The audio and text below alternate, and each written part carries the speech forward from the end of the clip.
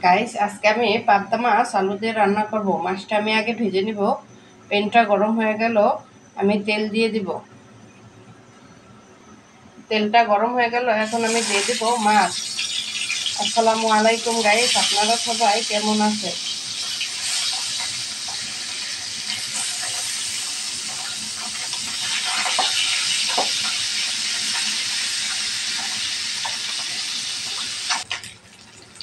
আমার মাছটা এক পিস ভাজা হয়ে গেছে, এখন আমি মাছটা উল্টিয়ে নিব।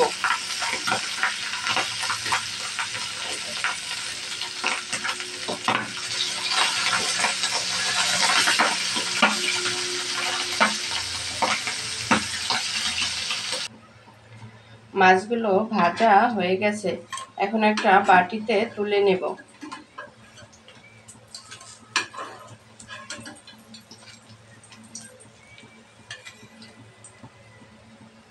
দেখুন মাছগুলো দেখতে কত সুন্দর লাগছে। এখন এই তেলের ভিতরে আমি দিয়ে দেব পেঁয়াজ কুচি আর মরিচ ফালি। পেঁয়াজটা আমি ভালোভাবে ভেজে নেব।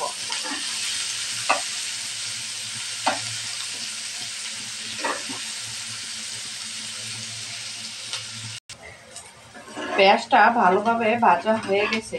পেঁয়াজ ভালোভাবে ভেজে নিল তরকারির স্বাদ বেড়ে যায়। এখন আমি দিয়ে দেব মশলা।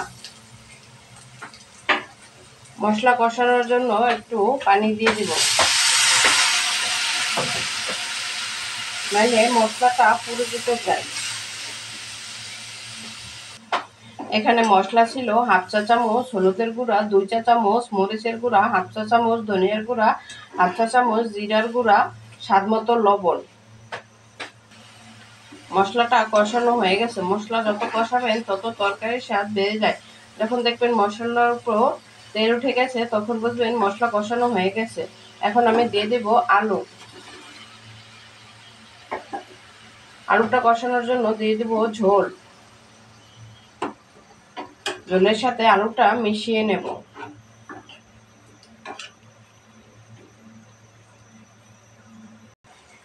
কষানোর জন্য ঢাকনা দিয়ে ঢেকে দেব।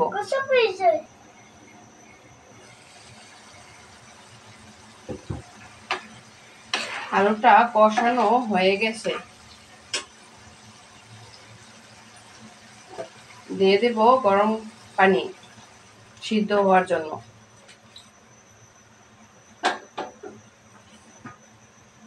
পানি দিয়ে একটু নাড়াচাড়া করে নেব।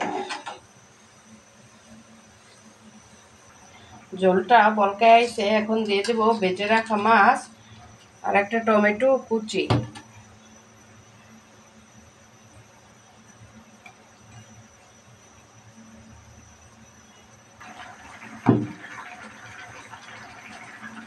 আমার তরকারিটা অলরেডি কমপ্লিট হয়ে গেছে। দেখুন কত সুন্দর কালার হয়েছে।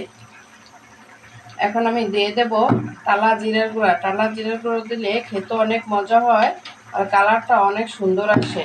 আমার ভিডিওটি যদি আপনাদের কাছে ভালো লেগে থাকে শেয়ার করে দেবেন আর কমেন্টে জানাবেন।